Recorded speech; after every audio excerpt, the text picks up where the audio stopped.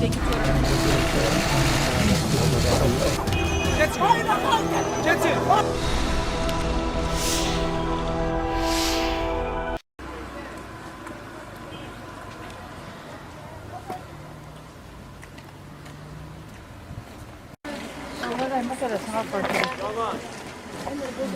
Novruzun 3-cü çərşənbəsi yel çərşənbəsidir.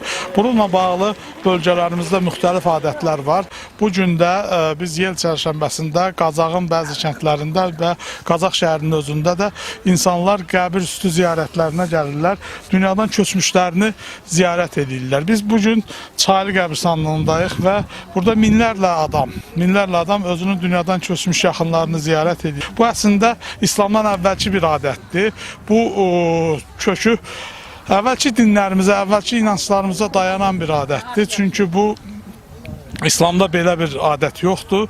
Amma xalq özünün gələnək görənəklərini, öz adət-ənənələrini bu günə qədər də qoruyub saxlayır və yaşadır.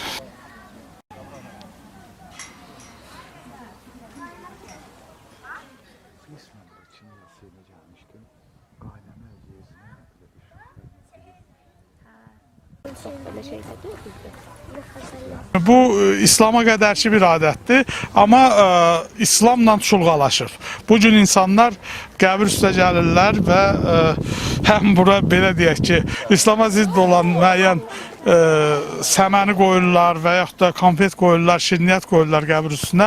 Eyni zamanda da mollaları, din xadimlərini gətirib qəbir üstü dualar oxutdururlar. Yəni, türklük adətidir, şamanlıq, tanrıçılıq dinindən qalan bir adətdir, amma eyni zamanda da İslam dinindən müasir dövrdə çulğalaşmış bir adətdir və min illərdən bəri də xalqımızın belə bir adəti yaşayır və bu gün də el arasında buna bəzən qara çərşənbə də deyirlər. Əslində yel çərşənbəsidir və Novruzun 3-cü çərşənbəsində dediyim kimi dünyadan köçənlərin qəbrüstü ziyarətinə gəlir insanlar və bu adəti yaşadırlar. Allah bütün ölənlərə rəhmət eləsin.